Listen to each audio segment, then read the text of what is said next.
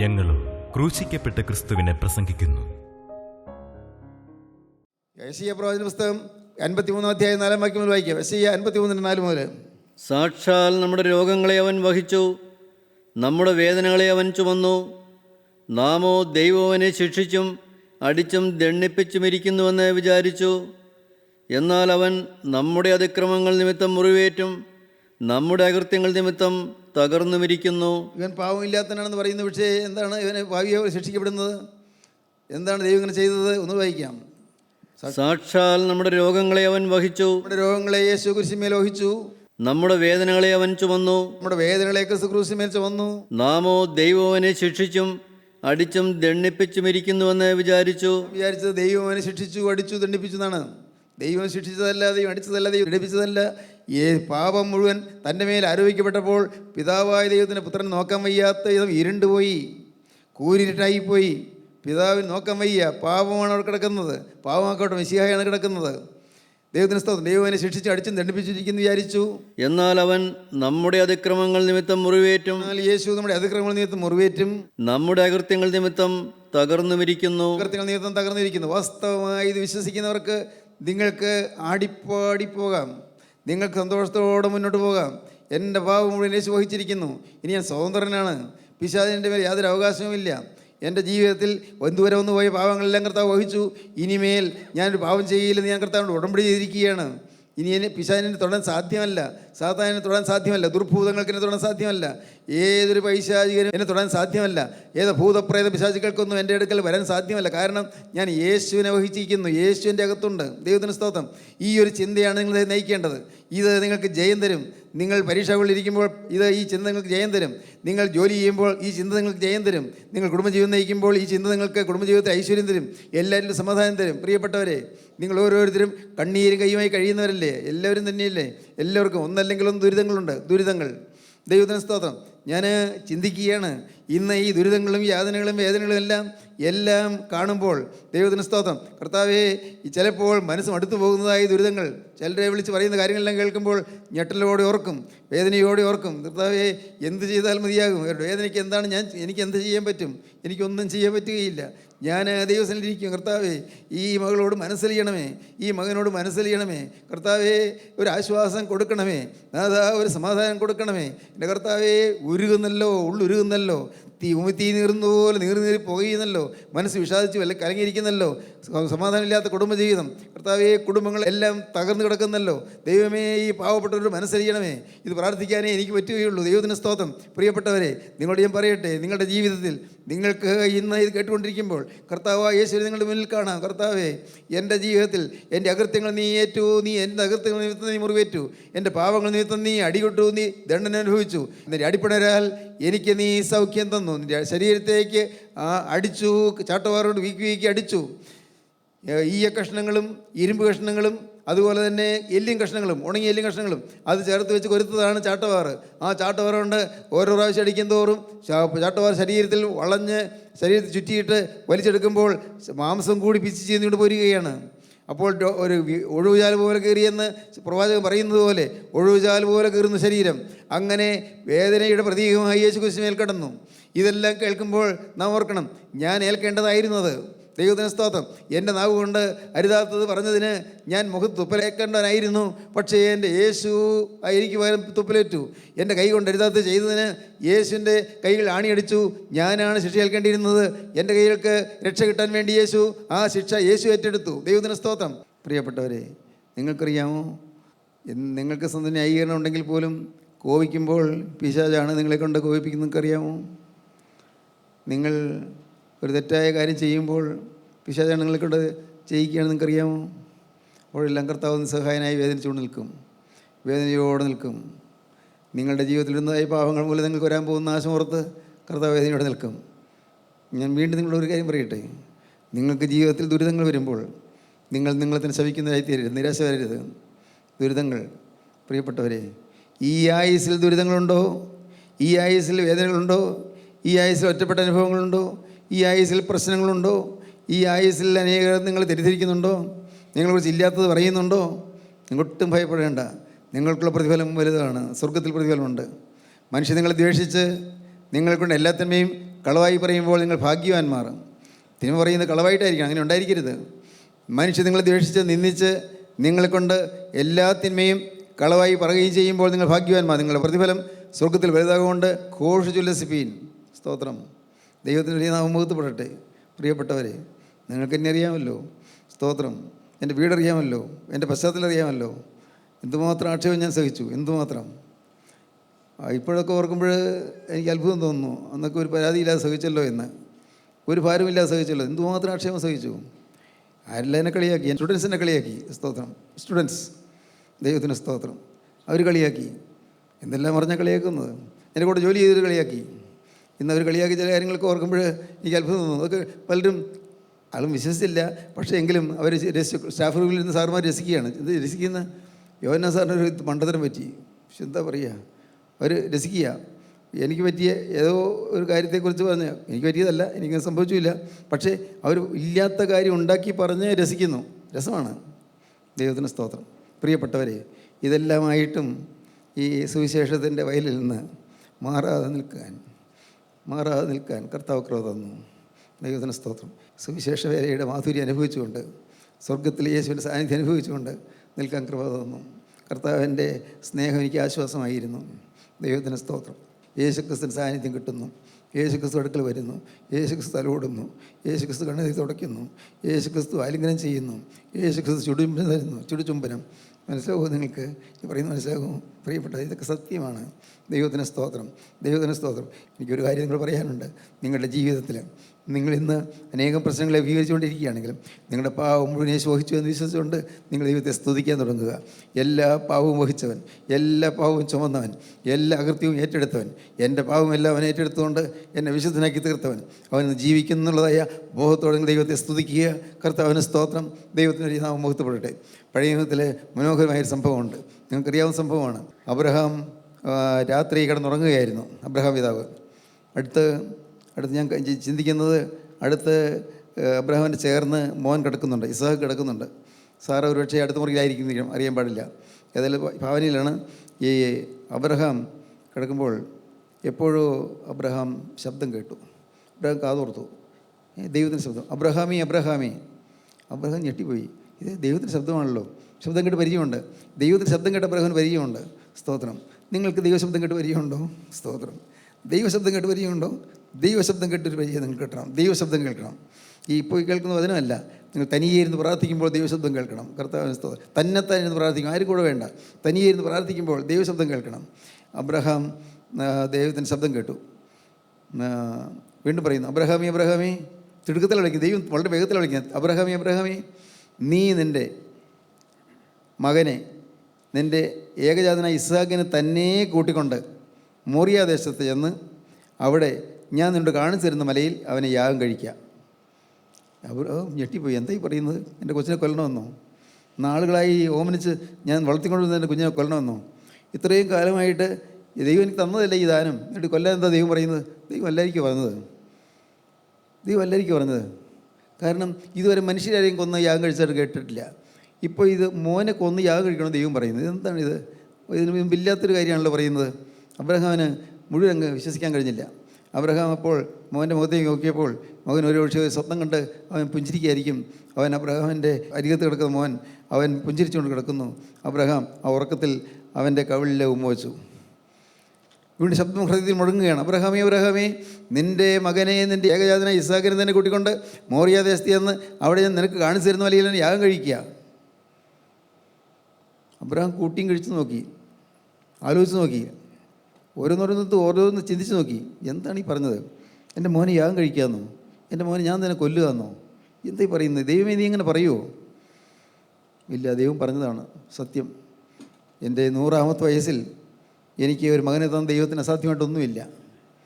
അത് യാഗം കഴിച്ചാൽ ആ യാഗാഗ്നിയിൽ, ആ ചെതയിൽ നിന്ന്, ആ ചാരത്തിൽ നിന്ന് എൻ്റെ ഇസ്ഹാക്കിനെ ദൈവം ഉയർത്തെഴുന്നേൽപ്പിച്ച് തരും. എനിക്ക് എൻ്റെ ശരീരത്തിൻ്റെ ഓജസ് ക്ഷയിക്കുകയും ഭാര്യയുടെ സാറായിയുടെ ഗർഭപാത്രം നിർജ്ജീവമായി പോവുകയും ചെയ്തിട്ടും എനിക്ക് ഈ ഇസ്ഹാക്കിനെ തന്ന ദൈവമല്ലേ, ദൈവം തന്ന ദാനമല്ലേ. ദൈവം തന്നതാണെങ്കിൽ, ദൈവത്തിന് സ്തോത്രം, ദൈവം ദാനമാണെങ്കിൽ ദൈവം ചോദിക്കുന്നത് ഞാൻ കൊടുക്കും. അതായത് ദൈവം എനിക്ക് ചാരത്തിൽ നിന്ന്, ഇസ്ഹാക്കിനെ വെട്ടിക്കൊന്ന് യാഗമർപ്പിച്ചതിന് ശേഷമുള്ള ചാരത്തിൽ നിന്ന് എൻ്റെ മോൻ ഇസ്ഹാക്കിനെ ദൈവം ഉയർത്തെഴുന്നേൽപ്പിച്ച് തരും. അബ്രഹാം വിശ്വാസം ഉറച്ചു. സാറ പറയുകയാണ്, എൻ്റെ മോനെ എങ്ങോട്ടാണ് നിങ്ങൾ കൊണ്ടുപോകുന്നത്? നിങ്ങൾ എങ്ങോട്ടാണ് എൻ്റെ മോനെ കൊണ്ടുപോകുന്നത്? അബ്രഹാം പറയുന്നു, നിൻ്റെ മോനെ ഞാൻ ദൈവകൽപ്പന പ്രകാരം പോവുകയാണ്, പേടിക്കണ്ട, ഞാനും മോനും കൂടി മടങ്ങി വരാം. അയ്യോ, എൻ്റെ മോനെ കൊണ്ടുപോകല്ലേ? സാറ കരയുകയാണ്. അപ്പോൾ അബ്രഹാം പിതാക്കന്മാർ എഴുതിയ എഴുത്തുകൾ, പിതാക്കന്മാരുടെ പ്രാർത്ഥനയിലുള്ളതാണ്. അബ്രഹാം, നീ ഭയപ്പെടേണ്ട, ഞാനും മോനും പോയി യഹോവയെ ആരാധിച്ചിട്ട് ഞങ്ങൾ മടങ്ങി വരാം. ശരി, ദൈവം കൽപ്പിച്ചതാണെങ്കിൽ നിങ്ങൾ പൊയ്ക്കോളൂ എന്ന് പറഞ്ഞ് സാറ അബ്രഹാം യാത്ര അയച്ചു. അങ്ങനെ പിതാക്കന്മാരുടെ പ്രാർത്ഥനകളിലൊരു ഏതോ ഒരു പ്രമേയത്തിൽ ഞാൻ വായിക്കുകയുണ്ടായി. ദൈവത്തിന് സ്തോത്രം. പ്രിയപ്പെട്ടവരെ, ഞാൻ പറയട്ടെ, ദൈവത്തിന് വലിയ നാമം മഹത്വപ്പെടട്ടെ.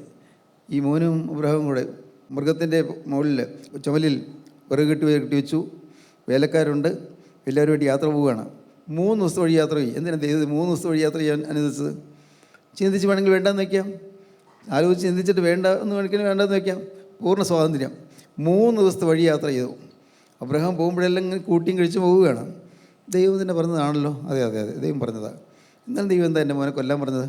സാരമില്ല, ദൈവം പറഞ്ഞതാണെങ്കിൽ ദൈവം ഉയർത്തെഴുന്നേൽപ്പിച്ച് തരും. ഇങ്ങനെ ഒരു മനസ്സിൽ ഇങ്ങനെ അങ്ങോട്ടും ഇങ്ങോട്ടും തർക്കിച്ചുകൊണ്ട് മനസ്സ് തർക്കിച്ചുകൊണ്ടിരിക്കുകയാണ്. വേറെ ആരുമില്ല, താൻ മോറിയ ദേശത്തെത്തി. ദൈവം കാണിച്ചിരുന്ന മലയുടെ ചുവട്ടിലെത്തി. ആ വിറകെട്ട് മൃഗത്തിൻ്റെ പുറത്തു നിന്ന് എടുത്തു, ഇസ്ഹാക്കിൻ്റെ ചുമലിലേക്ക് വെച്ച് കൊടുത്തു. ഇസ്ഹാക്കിൻ്റെ വിഷമമില്ല. വിറകെട്ട് യാഗത്തിനുള്ള വിറകെട്ടല്ലേ, വിറകെട്ടുമായിട്ട് കയറി പോവുകയാണ്. ഉത്സാഹം. കൊച്ചനല്ലേ, അവന് ഈ പ്രകൃതി ഭംഗി കണ്ട് ആസ്വദിക്കാം. ധാരാളം കുറ്റിക്കാടുകളും നല്ല ചെടികളും എല്ലാം ഉള്ള, നല്ല പൂക്കളെല്ലാം ഉള്ള നല്ല മനോഹരമായ കുന്ന്.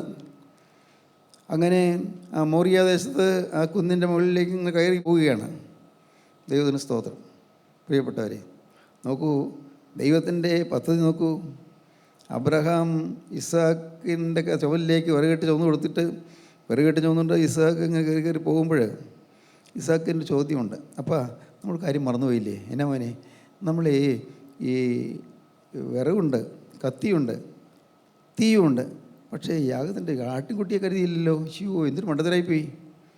അബ്രഹാമിൻ്റെ ഉള്ളിൽ നീറി ചുട്ടു നീറുന്ന ചോദ്യമല്ലേ. അപ്പോൾ ആട്ടിൻകുട്ടി ഇല്ലല്ലോ. മോനെ, ദൈവം കരുതിക്കൊള്ളും. നോക്കൂ, ആ സമയത്ത് ഒരു സംഭവം നടക്കുകയായിരുന്നു. ഈ വസ്തു കൂടി മോറിയ മലയുടെ മുകളിലേക്ക് അബ്രഹാം മോനും ഒരുമിച്ച് വിറകിട്ടുമായിട്ട് പോകുമ്പോൾ അപ്പുറത്ത് അടുത്ത മലനിരയിൽ കൂടി ഒരാട്ടുകൊറ്റൻ ഇങ്ങനെ നടന്നു കയറി വരികയാണ്. ഒരാട്ടുകൊറ്റൻ. ആര് പറഞ്ഞിട്ട്? ഉടയ അബ്രഹാം പറഞ്ഞിട്ട്. സ്വർഗത്തെ ദൈവം പറഞ്ഞു. എല്ലാം ദൈവം നിരൂപിക്കുന്നു, എല്ലാം ദൈവം നിശ്ചയിക്കുന്നു. ഒരാട്ടുകൊറ്റൻ അങ്ങേ ചെരുവിൽ കൂടി ഇങ്ങനെ നടന്ന് കയറി വരികയാണ്. അബ്രഹാം കാണുന്നില്ല, ഇസ്ഹാക്ക് കാണുന്നില്ല, പക്ഷേ ദൈവം നിയോഗിച്ചതാണ്. അവിടെ ചെന്നു, യാഗപീഠം പണിതു, മുകൾ പരിപ്പിലെത്തി യാഗപീഠം പണിതു. യാഗപീഠത്തിൽ വിറകടുക്കി വെച്ചു. അബ്രഹാം നോക്കുമ്പോൾ മോൻ ഓടി നടന്ന് ഇങ്ങനെ കളികൾ കണ്ടുകൊണ്ടിരിക്കുകയാണ്. മോനെ വിളിച്ചു.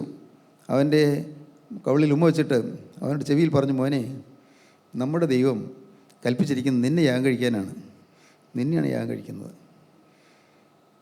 കുഞ്ഞൊന്ന് ഞെട്ടി. പക്ഷേ അപ്പൻ പ്രാർത്ഥിക്കുന്നത് കണ്ടിട്ടുണ്ട് ഈ മോൻ. അപ്പം പ്രാർത്ഥിക്കുമ്പോൾ അവന് സമാധാനം കിട്ടുന്നത് കണ്ടിട്ടുണ്ട്. പ്രാർത്ഥനാ മുറിയിലേക്ക് കണ്ണുനീരോടെ പോയാലും പുറത്തിറങ്ങി വരുമ്പോഴേക്ക് സമാധാനത്തിൽ വരുന്നത് കണ്ടിട്ടുണ്ട്. അപ്പൻ്റെ വിശ്വാസം അവനറിയാം.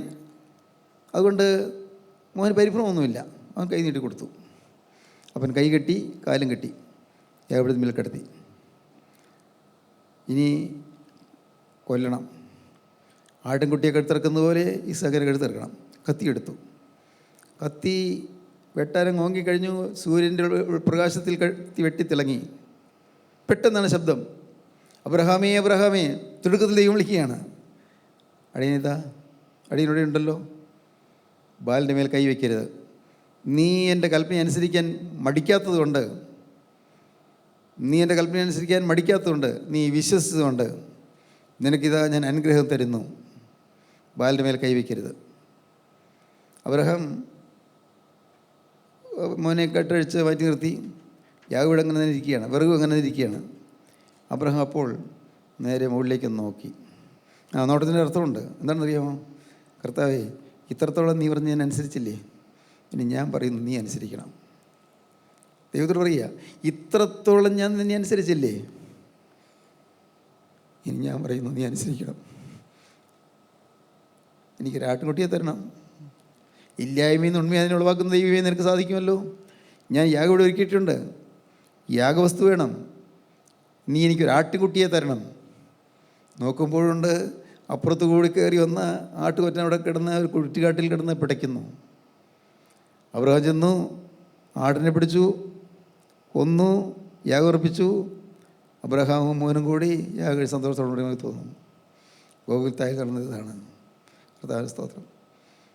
എൻ്റെ പ്രിയ സഹോദരങ്ങളെ, യേശുവിനോട് നിങ്ങൾ പറയണം, കർത്താവേ, ഇത്രയും കാലം നീ പറഞ്ഞതെല്ലാം അനുസരിച്ച് ഞാൻ നിൻ്റെ പുറകെ വന്നതല്ലേ, നീ പറഞ്ഞതെല്ലാം അനുസരിച്ച് നിന്ന വഹിച്ചും ആക്ഷേപം സഹിച്ചും ഞാൻ നിൻ്റെ കൂടെ വന്നതല്ലേ, ഇനി ഞാൻ പറയുന്നത് നീ ഒന്ന് ചെയ്തു തരണം, ഞാൻ പറയുന്ന കാര്യം നീ എനിക്കൊന്ന് ചെയ്തു തരണം. കർത്താവേ, എനിക്ക് കുറേയേറെ കടമുണ്ട്, കുടുംബത്തിൽ ചില ക്ലേശങ്ങളുണ്ട്, എൻ്റെ ദൈവമേ, എൻ്റെ മക്കളെക്കുറിച്ച് ചില ഭാരങ്ങളുണ്ട്, എൻ്റെ ഭാര്യയെക്കുറിച്ച് ചില വേദനാ വിഷയങ്ങളുണ്ട്, എൻ്റെ ഭർത്താവിനെക്കുറിച്ച് തീരാത്ത വേദനയുണ്ട്. എൻ്റെ കർത്താവേ, ഇത്രയും ഞാൻ നിന്നെ അനുസരിച്ചതല്ലേ, നിന്റെയുള്ള വിശ്വാസം കൊണ്ട് ഇറങ്ങി പുറപ്പെട്ടവളല്ലേ, വേറെ ആരുമല്ലോ എന്നെ വിളിച്ചത്, ഒരു കൂട്ടായ്മയല്ലോ എന്നെ വിളിച്ചത്. സ്തോത്രം. ക്രിസ്ത്യൻ റിവൈവൽ ഫെലോഷിപ്പ് അല്ലല്ലോ എന്നെ വിളിച്ചത്, ഏതെങ്കിലും കൂട്ടായ്മയിലെ ദൈവമക്കളാരുമല്ലോ എന്നെ വിളിച്ചത്. എന്നെ വിളിച്ച നിത്യനായ ദൈവമേ നീയല്ലേ, സ്വർഗത്തെ ദൈവമേ നീയല്ലേ എന്നെ വിളിച്ചത്. നിത്യനായ ദൈവമേ, അണ്ടകടാഹത്തിൽ മെനഞ്ഞവനായ ദൈവമേ, അഖിലാണ്ടത്തെ സൃഷ്ടിച്ചവനായ ദൈവമേ, സൂര്യേന്ദ്ര നക്ഷത്രാദികൾ മെനഞ്ഞവനായ ദൈവമേ, നീയല്ലേ എന്നെ വിളിച്ചത്. ദൈവത്തിന് സ്തോത്രം. നിൻ്റെ വചനം കേട്ടല്ലേ ഞാൻ പുറപ്പെട്ടത്.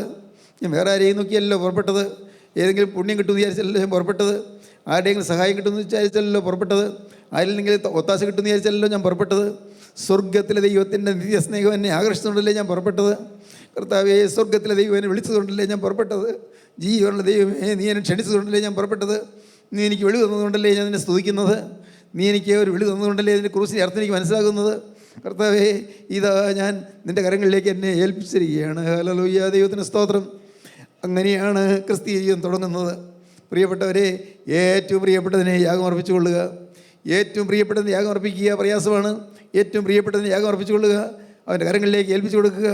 അവനിതാ നിന്നെ വിശുദ്ധീകരിക്കും, അവൻ നിന്നെ കഴുകിവെടിപ്പാക്കും, അവൻ നിൻ്റെ യാഗത്തെ അവൻ സ്വീകരിക്കും, നീ കൊടുക്കുന്ന സമർപ്പണത്തെ അവൻ അംഗീകരിക്കും. നിൻ്റെ ജീവിതത്തിലെ അലമാലകളും നൂലാമാലകളും മാറ്റിത്തരും, ജീവിതത്തിലെ എല്ലാ അലങ്കോലങ്ങളും മാറ്റിത്തരും, ജീവിതത്തിലെ അലവസരങ്ങൾ മാറ്റിത്തരും, നിൻ്റെ ജീവിതത്തിലെ എല്ലാ കൺഫ്യൂഷൻസും മാറ്റിത്തരും, എല്ലാ ഭാരങ്ങളും എല്ലാ രോഗങ്ങളും എല്ലാ സങ്കടങ്ങളും മാറ്റിത്തരും. നിനക്കൊരു സമാധാന ജീവിതം ദൈവം തരും. നിൻ്റെ കാര്യം സ്വർഗ്ഗത്തിലെ ദൈവത്തിൻ്റെ കാര്യമായി മാറും. ദൈവത്തിന് സ്തോത്രം. സ്നേഹിത, നിൻ്റെ ജീവിതം നീ യേശുവിനെ കൊടുത്താൽ നിൻ്റെ കാര്യം യേശുവിൻ്റെ കാര്യമായി മാറും.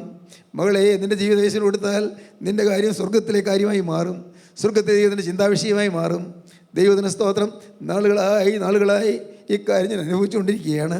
വർഷങ്ങളായി ഞാൻ ഈ കാര്യം അനുഭവിച്ചുകൊണ്ടിരിക്കുകയാണ്. എനിക്ക് പാകപ്പിഴകളുണ്ട്, എനിക്കറിയാം, തെറ്റുകൾ വന്നിട്ടുണ്ട്, എനിക്കറിയാം. ദൈവത്തിന് സ്തോത്രം. പക്ഷേ ഞാൻ ഇതിൻ്റെ എല്ലാ മധ്യത്തിൽ എന്നെ നടത്തുന്ന ഒരു ദൈവത്തിൻ്റെ കാര്യത്തെ ഞാൻ കാണുകയാണ്. എന്നെ സൂക്ഷിക്കുന്നൊരു കരം, എന്നെ കാത്തു പരിപാലിക്കുന്ന കരം, എനിക്ക് സുബോധം തന്ന ഒരു കരം, എനിക്ക് വചനം തന്ന ഒരു കരം, ക്രിസ്തുവിൻ്റെ സാന്നിധ്യം തന്ന ഒരു കരം, ദൈവമേ, ക്രിസ്തുവിൻ്റെ സാന്നിധ്യം തന്ന് എന്നെ എപ്പോഴും നടത്തിക്കൊണ്ടിരിക്കുന്നൊരു കരം. കർത്താവേ, ഞാനിപ്പോൾ കാണുന്നു, ആ കാര്യത്തിൽ ഞാൻ ആശ്രയിക്കുന്നു, ആ കാര്യത്തിൽ ഞാൻ ചുംബിക്കുന്നു. അബ്രഹാം ഒരു വിശ്വാസം കൊടുത്ത യേശുവേ, ഇന്ന് നീ എനിക്ക് വിശ്വാസം തരണമേ. ദൈവത്തിന് സ്തോത്രം. അബ്രഹാം ആട്ടിൻകുട്ടിയെ യാഗം കഴിച്ചു, യാഗം തീർന്നു, അബ്രഹാം തിരികെ പോന്നു. എങ്ങനെ? എബ്രായ ലേഖനം 11 അധ്യായം ആ ഭാഗം വായിക്കാം. വിശ്വാസത്താൽ അബ്രഹാം താൻ പരീക്ഷിക്കപ്പെട്ടപ്പോൾ ഇസ്ഹാക്കിനെ യാഗമർപ്പിച്ചു. ഇസ്ഹാക്കിൽ നിന്ന് ജനിക്കുന്നവർ നിന്റെ സന്തതി എന്ന് വിളിക്കപ്പെടുമെന്ന് അരുളപ്പാട് ലഭിച്ചു. വാഗ്ദത്തങ്ങളെ കൈക്കൊണ്ടവൻ തൻ്റെ ഏകജാതനെ അർപ്പിച്ചു. സ്തോത്രം. നിൻ്റെ മകനായ ഇസ്ഹാക്കിൽ നിന്ന് ജനിക്കുന്നവൻ നിൻ്റെ സന്തതി പരമ്പരയാകും എന്ന് പറഞ്ഞ സ്വർഗത്തിലെ ദൈവം എൻ്റെ മകൻ മരിക്കാൻ അനുവദിക്കില്ല, മരിച്ചാലും അവൻ ഉയർത്തെഴുന്നേൽപ്പിക്കും. ഇത് വിശ്വാസമാണ്. ഇതാണ് വിശ്വാസം. ദൈവത്തിനുള്ള വിശ്വാസം. അവനെ കണ്ടതുപോലെ, നേരിട്ട് കാണുന്ന പോലെ നിങ്ങൾ അനുഭവിക്കുന്നു, നേരിട്ട് കാണുന്ന പോലെ. ദൈവത്തിന് സ്തോത്രം. നിങ്ങൾ രോഗക്കിടക്കയിൽ കിടക്കുമ്പോൾ, ശരീരം വേദനിച്ച് വിഷമിക്കുമ്പോൾ, ദൈവത്തിന് സ്തോത്രം, അപ്പോൾ നിങ്ങൾക്ക് പൊറുതിയില്ലാതെ നിങ്ങൾ വലയുമ്പോൾ അരികത്തേക്ക് വരുന്ന യേശുവിനെ നിങ്ങൾ കാണും. സ്തോത്രം. ഇന്ന് എനിക്ക് നിങ്ങളുടെ സ്നേഹത്തോട്ട് കാര്യം പറയാനുണ്ട്. നിങ്ങൾക്ക് യേശു വേണം, യേശു കൂടെ വേണം. യേശു മാറിപ്പോകരുത്. നിങ്ങളുടെ ജീവിതത്തിൽ യേശു വേണം. യേശു ക്രിസ്തു, തൃക്കരം, ആണിപ്പാടുള്ള കരം, അവിടെ തിരക്തമുണ്ട്. ആ കരം നിങ്ങളുടെ തലമേൽ വെച്ചാൽ രോഗം മാറും. ആ തൃക്കരം നിങ്ങളുടെ നെറ്റിയിൽ തൊട്ടാൽ രോഗം മാറും. ആ തൃക്കരം നിങ്ങളുടെ നെറ്റിയിൽ തൊട്ടാൽ പാവം മാറും. ആ തൃക്കരം നിങ്ങളെ തലോടിയാൽ നിങ്ങളുടെ വേദനകൾ മാറും. ആ തൃക്കരം നിങ്ങൾ തൊട്ടാൽ നിങ്ങളുടെ ആവശ്യങ്ങൾ നിറവേറും. ആ തൃക്കരം നിങ്ങൾ തൊട്ടാൽ നിങ്ങൾക്ക് തൊഴിൽ കിട്ടും. ആ തൃക്കരം നിങ്ങൾ തൊട്ടാൽ നിങ്ങൾക്ക് സൗഭാഗ്യമായ ഭാവി ജീവിതം ലഭിക്കും. ആ തൃക്കരം നിങ്ങൾ തൊട്ടാൽ പരീക്ഷ പാസ്സാകും. ദൈവത്തിന് സ്തോത്രം. ആ തൃക്കരം നിങ്ങൾ തൊടുമ്പോൾ നിങ്ങളുടെ ജീവിതത്തിൽ അത്യത്ഭുതങ്ങൾ നടക്കും. പ്രിയപ്പെട്ടവരെ, യേശു ജീവിക്കുന്നു, ഉയർത്തെഴുന്നേറ്റ് ജീവിക്കുന്ന ക്രിസ്തു നിങ്ങളുടെ അരികത്തേക്ക് വന്നുകൊണ്ട് നിങ്ങളോട് വളരെ സ്നേഹത്തോടെ പറയുന്നു, മക്കളെ, നിങ്ങളെൻ്റെ മുഖത്തേക്ക് നോക്കുകയും ഞാൻ നിങ്ങളെ സ്നേഹിക്കുന്നു, ഞാൻ നിങ്ങളെ അധികമായി സ്നേഹിക്കുന്നു. യേശുങ്ങൾ പറയുകയാണ്, മോനെ, ഞാൻ നീ അധികമായി സ്നേഹിക്കുന്നു. നീ വേദന കൊണ്ട് പൊളയുമ്പോഴും, നീ യാതനയിൽ വലയുമ്പോഴും നിന്നെ ഞാൻ സ്നേഹിക്കുന്നു. കടത്തിൽ നീ വീർപ്പൂട്ടുമ്പോഴും ഞാൻ നിന്നെ സ്നേഹിക്കുന്നു. ആകുലഭാരങ്ങൾ നിന്നെ അലട്ടുമ്പോഴും ഞാൻ നിന്നെ സ്നേഹിക്കുന്നു. മോളെ, നിന്നെ ഞാൻ സ്നേഹിക്കുന്നു. നിൻ്റെ കുടുംബത്തിൻ്റെ കാര്യങ്ങളിൽ നീ വലഞ്ഞ് വിഷമിക്കുമ്പോൾ ഞാൻ നിൻ്റെ അരികത്തുണ്ട്. മോളെ, നീ ഭയപ്പെടേണ്ട, ഞാൻ നിന്നെ സ്നേഹിക്കുന്നു. നിന്നെ നിത്യതയ്ക്ക് വേണ്ടി ഞാൻ കരുതുകയാണ്, നിത്യജീവൻ നിനക്ക് വേണ്ടി കരുതുകയാണ്. നീ ഈ ഭൂമിയിൽ നിന്ന് മാറ്റപ്പെട്ട് കടന്നു വരുമ്പോൾ ഞാനിതാ കരം നീട്ടി നിന്നെ സ്വീകരിപ്പാൻ ഞാനിതാ അബയൂല ദേശത്ത് യോർദാൻ്റെ അക്കരെ ഞാൻ കാത്തു നിൽക്കുകയാണ്. ദൈവത്തിന് സ്തോത്രം. പ്രിയപ്പെട്ടവരെ, ആ യോർദാൻ തീരത്തിൻ്റെ അപ്പുറത്ത് യോർദാൻ കടന്ന് ചെല്ലുമ്പോൾ അപ്പോഴിതാ യേശുവിൻ്റെ തൃക്കരം നീട്ടിക്കൊണ്ട് നിങ്ങളെ സ്വീകരിപ്പാൻ യേശു നിൽക്കുന്നു. അതെന്തൊരു ആനന്ദകരമായ അനുഭവമാണ്, അതൊരു സന്തോഷകരമായ അനുഭവമാണ്. നാം എല്ലാവരും ദിവസം കടന്നു പോകുമ്പോൾ യേശു സന്നിധിയിലേക്ക് പറന്നു ചെല്ലണം. അവിടെ കടന്നു ചെല്ലുന്നതാണ് മഹാഭാഗ്യം. അവിടെ ചെല്ലാൻ സാധിച്ചില്ലെങ്കിൽ ഏറ്റവും വലിയ നഷ്ടമായി പോകും. പ്രിയപ്പെട്ടവരെ, അതുകൊണ്ട് ഇന്ന് നിങ്ങൾക്ക് ലഭിച്ചിരിക്കുന്ന ഈ മനോഹരമായ സമയം നിങ്ങൾ ദൈവത്തോട് പറയണം, കർത്താവേ, ഇത്രയും കാലം ഞാൻ പാപിയായി ജീവിച്ചു, എന്നാൽ എൻ്റെ യേശുവേ, പാപിയായി എന്നെ വീണ്ടെടുക്കാൻ നീ കുരിശിൽ മരിച്ചു, പാപിയായി എന്നെ രക്ഷിപ്പാൻ നീ കുരിശിൽ മരിച്ചു. ഞാൻ വിശ്വസിക്കുന്നു. എൻ്റെ പാപം നീ എൻ്റെ ശരീരത്തിൽ നീ വഹിച്ചു എന്ന് ഞാൻ വിശ്വസിക്കുന്നു. എൻ്റെ പാപം നീ ഏറ്റെടുത്ത് ഞാൻ വിശ്വസിക്കുന്നു. അത് ശിക്ഷ നീ ഏറ്റു ഞാൻ വിശ്വസിക്കുന്നു. ഇനിമേൽ എൻ്റെ ശിക്ഷയിൽ ഒഴിവാക്കിയെന്ന് ഞാൻ വിശ്വസിക്കുന്നു. അതുകൊണ്ട് ഇപ്പോൾ കർത്താവേ, ഞാനിതാ തിരുമുമ്പാകെ വന്ന് എൻ്റെ ദേഹവും ദേഹിയും ആത്മാവും സമ്പൂർണ്ണമായി സമർപ്പിക്കുന്നു. ഹല്ലേലൂയ. സമ്പൂർണ്ണമായി സമർപ്പിക്കുന്നു. എന്നെ മുഴുവനായി ഞാൻ നിനക്ക് തരുന്നു. കർത്താവേ, ഇനി എനിക്ക് സ്വന്തമായൊരു ഭാവിയില്ല, സ്വന്തമായൊരു ആയുസ്സില്ല, സ്വന്തമായൊരു ജീവിതമില്ല. എല്ലാം യേശുവേ നിൻ്റേത് മാത്രം, നീ പ്രസാദിക്കുന്നത് മാത്രം. എൻ്റേതിന് ഇല്ല. എൻ്റേതെല്ലാം കുരിശിന് ചുവട്ടിൽ കഴിഞ്ഞിരിക്കുന്നു. എൻ്റേതെന്ന് പറയുന്ന എൻ്റെ അഭിപ്രായങ്ങൾ, എൻ്റെ ആശയങ്ങൾ, എൻ്റെ നന്മകൾ, എൻ്റെ തിന്മകൾ എല്ലാം ഞാൻ സമർപ്പിച്ചിരിക്കുന്നു. എൻ്റെ അറിവുകൾ, എൻ്റെ ജ്ഞാനങ്ങൾ എല്ലാം സമർപ്പിച്ചിരിക്കുന്നു. എൻ്റെ വിദ്യാഭ്യാസം, എൻ്റെ കുടുംബം, എൻ്റെ ഭാര്യ, എൻ്റെ മക്കൾ എല്ലാം സമർപ്പിച്ചിരിക്കുന്നു. യേശുവേ, എൻ്റെ ഫ്യൂച്ചർ, സമ്പൂർണ്ണമായ ഭാവി നിന്നെ ഏൽപ്പിച്ചിരിക്കുകയാണ്. യേശുവേ, തുടരണമേ, ഈ കാഴ്ച നീ സ്വീകരിക്കണമേ, ഈ വഴിപാട് നീ അംഗീകരിക്കണമേ. എന്നെ തന്നെ കഴിക്കുന്നതായ ഈ വഴിപാട്, ഈ യാഗം നീ സ്വീകരിക്കണമേ. യാഗത്തിലേക്ക് തീ ഇറങ്ങണമേ. സ്വർഗത്തിലെ തീ യാഗത്തിലേക്ക് ഇറങ്ങി കർത്താവെ യാഗവസ്ത്രം ദഹിപ്പിക്കണമേ. സ്വർഗത്തിലെ തീ അഗ്നി തീയായി അന്ന് കർമ്മേലിൻ്റെ മുകളിൽ ഇറങ്ങിയ സ്വർഗത്തിൻ്റെ തീയ് ഇന്ന് കർത്താവേ, ഇന്ന് തീയ് ഇന്ന് എൻ്റെ മേൽ ഇറങ്ങണമേ. ഞാനിത് സമർപ്പിച്ചിരിക്കുകയാണ്. ഏലിയാവിൻ്റെ പ്രാർത്ഥനയ്ക്ക് നേരെ സ്വർഗത്തിൽ നിന്ന് തീ ഇറക്കിയ ദൈവമേ, നീ ഇപ്പോൾ എൻ്റെ അരികിലേക്ക് ഇറങ്ങി വന്ന് എന്നെ തൊടണമേ, എന്നെ കത്തുപിടിപ്പിക്കണമേ, എന്നെ കത്തി ജ്വലിപ്പിക്കണമേ, എൻ്റെ പാപങ്ങളെ കത്തിപ്പോകണമേ. ഹല്ലേലൂയ, ഹല്ലേലൂയ, ഹല്ലേലൂയ, ഹല്ലേലൂയ, ഹല്ലേലൂയ, ഹല്ലേലൂയ, ഹല്ലേലൂയ, ഹല്ലേലൂയ, ഹല്ലേലൂയ. യേശുവേ, നീ ഇപ്പോൾ തന്നെ എൻ്റെ കഴിഞ്ഞ കാലം മുഴുവൻ കത്തിച്ച് കളയണമേ. പാപങ്ങളെല്ലാം കത്തിച്ച് കളയണമേ. എല്ലാ തിന്മയും കത്തിച്ച് കളയണമേ. അഹങ്കാരവും തന്നിഷ്ടവും എല്ലാം കത്തിച്ച് കളയണമേ. സ്വാർത്ഥതയും ദ്രവ്യാഗ്രഹവും എല്ലാം കത്തിച്ച് കളയണമേ. വഴക്കും പിണക്കവും ഭിന്നതയും അസൂയയും എല്ലാം കത്തിച്ച് കളയണമേ. കോപാവേശവും ക്രുദ്ധ മനോഭാവവും എല്ലാം കത്തിച്ച് കളയണമേ. യേശുവേ, ഇതാ നിൻ്റെ മുമ്പിൽ യാഗമായി അർപ്പിച്ചിരിക്കുന്നു. ദൈവത്തിന് സ്തോത്രം. സിനായി മലമേൽ ഇറങ്ങി വന്ന നിത്യനായ ദൈവമേ, സീനായ മലയിലെ മുൾപ്പടർപ്പിന്മേൽ കത്തി എരിഞ്ഞ നിത്യനായ ദൈവമേ, ഇനിതാ ആ തീ എൻ്റെ മേൽ ഇറങ്ങണമേ. ദൈവത്തിന് സ്തോത്രം. എൻ്റെ കരുണയുള്ള കർത്താവേ, പെന്തിക്കോസ്ത് പെരുന്നാൾ ദിവസം ശിഷ്യന്മാരുടെ മേൽ പകർന്ന സ്വർഗത്തിലെ തീയാകുന്ന സ്വർഗീയ രാജാധിരാജ ഇപ്പോൾ എൻ്റെ മേൽ തീയായി ഇറങ്ങി വന്ന് എന്നെ കത്തുപിടിപ്പിക്കണമേ. എൻ്റെ പഴയതെല്ലാം കത്തിച്ച് കളയണമേ. എന്നെ പുതിയ സൃഷ്ടിയാക്കി മാറ്റണമേ. ഇന്നു മുതൽ യേശുവേ, ഞാൻ ഒരു പുതിയ സൃഷ്ടിയായി ഞാൻ ജീവിക്കും. നിങ്ങൾ യേശുവിൻ്റെ വാക്ക് പറയൂ. യേശുവേ, ഇന്നു മുതൽ ഞാനൊരു പുതിയ സൃഷ്ടിയായി ജീവിക്കും. യേശുവേ, ഇന്നു മുതൽ ഞാൻ പുതിയ മനുഷ്യനായിരിക്കും. ഇനിമേൽ ഞാൻ പഴയതുപോലെ ആയിരിക്കില്ല. യേശുവേ, എൻ്റെ ദുശ്ശീലങ്ങൾ വിടുന്നു, മദ്യപാനം വിടുന്നു, കഞ്ചാവ് വിടുന്നു, തിന്മ ജീവിതം വിടുന്നു, അശുദ്ധ ജീവിതം വിടുന്നു, ദുർനടപ്പ് വിടുന്നു, വ്യഭിചാര ജീവിതം വിടുന്നു. യേശുവേ, എല്ലാ തിന്മകളും വിടുന്നു, കോപാവേശം വിടുന്നു. ഇതാ ഞാൻ ഒരു പുതിയ മനുഷ്യനായി തീരുവാൻ നിന്റെ കരങ്ങളിലേക്ക് തരികയാണ്. കർത്താവേ മൂശയിലേക്ക് വെച്ച് മൂശയിൽ വെച്ച് ഇരുമ്പ് ഒഴിപ്പിക്കുന്നത് പോലെ കർത്താവേ എന്നെ പൊഴിപ്പിച്ച് എന്നെ പുതിയ ആയുധമാക്കി മാറ്റണമേ. ഹല്ലേലൂയ. ഈ പ്രാകൃതമായ ഇരുമ്പിനെ ഒരു പുതിയ ആയുധമാക്കി മെനയുവാൻ ഇതതിൻ്റെ കരങ്ങളിലേക്ക് തരുന്നു. തീയിൽ നീ ഇന്ന് തിളപ്പിച്ചെടുക്കണമേ, തീയിൽ നീ കത്തിച്ചെടുക്കണമേ, എനിക്ക് മൂർച്ച കൂട്ടി തരണമേ, എന്നെ അനുഗ്രഹിക്കണമേ. പ്രാർത്ഥിക്കൂ, നിങ്ങൾ തന്നെ സമർപ്പിക്കൂ. നമ്മുടെ തലകളെ നമുക്ക് വണക്കാം, കണ്ണുകളെ നമുക്ക് അടയ്ക്കാം. ഹല്ലേലൂയ. ദൈവത്തിന് സ്തോത്രം. ഹല്ലേലൂയ. ദൈവത്തിന് സ്തോത്രം, ദൈവത്തിന് സ്തോത്രം, ദൈവത്തിന് സ്തോത്രം, ദൈവത്തിന് സ്തോത്രം. കുർബാനയുടെ അവസാനം നാം മദ്ബായിൽ നിന്നൊരു കൽപ്പന കേൾക്കാറുണ്ടല്ലോ, നാം അട്ടഹസിച്ച് പറയണമെന്ന്. എന്താ അട്ടഹസിച്ച് പറയേണ്ടത്? നാം അട്ടഹസിച്ച് പറയണം, പിതാവും പുത്രനും പരിശുദ്ധരുമായവൻ വന്ദിക്കപ്പെടനും സ്തുതിക്കപ്പെടനുമാകുന്നു, ആദ്യം മുതൽ തലമുറ വരെയും തനിക്ക് സ്തുതി. ഹല്ലേലൂയ. പേടിക്കേണ്ട കാര്യമില്ല. ഹല്ലേലൂയ പറയാൻ പേടിക്കേണ്ട കാര്യമില്ല. സ്തുതിക്കാൻ പേടിക്കേണ്ട കാര്യമില്ല. സ്തുതിക്കാം. ഹല്ലേലൂയ. സ്തുതിക്കാം. ദൈവത്തിന് സ്തോത്രം. കർത്താവേ നിന്നെ സ്തുതിയും ഹല്ലേലൂയായി കർത്താവേ നിർത്തരുതേ. ദൈവത്തിന് സ്തോത്രം. നിന്നെ സ്തുതിക്കുന്ന മൗനമായിരിക്കാനും നിന്നെ പൊടുത്തുനിന്ന് ഒഴിഞ്ഞിരിപ്പാൻ ഇടയാകരുതേ. യേശുവേ ഞാൻ നിന്നെ സ്തുതിക്കുന്നു. ഇപ്പോൾ കർത്താവേ ഈ സ്തുതി ഞാൻ സ്തുതിക്കുമ്പോൾ യേശുവേ തീയായി നീ ഇറങ്ങി വന്ന് എൻ്റെ മേൽ ആവസിക്കണമേ. വെള്ളപ്രാക്കൾ പറന്നു വന്ന് എൻ്റെ തലമേലിറങ്ങി ആവസിക്കണമേ. സ്വർഗത്തിൻ്റെ വെള്ളപ്രാക്കൾ പറന്നു വന്ന് എൻ്റെ ശിരസിൽ വന്ന് ആവസിക്കണമേ.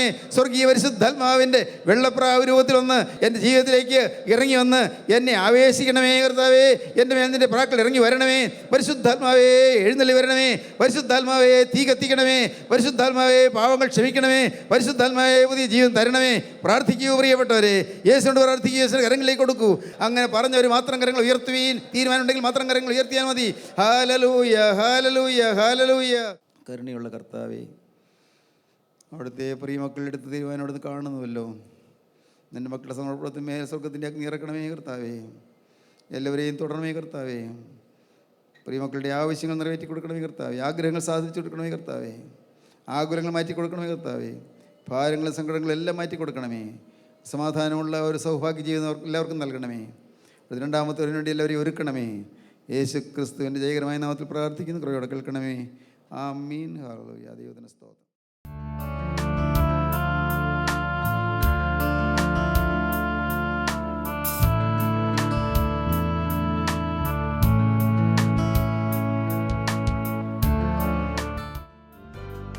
അമൃതധാര എല്ലാ ശനിയാഴ്ചയും രാവിലെ 6:30 മുതൽ 7 മണി വരെ നിങ്ങളുടെ സൂര്യ TV-യിൽ.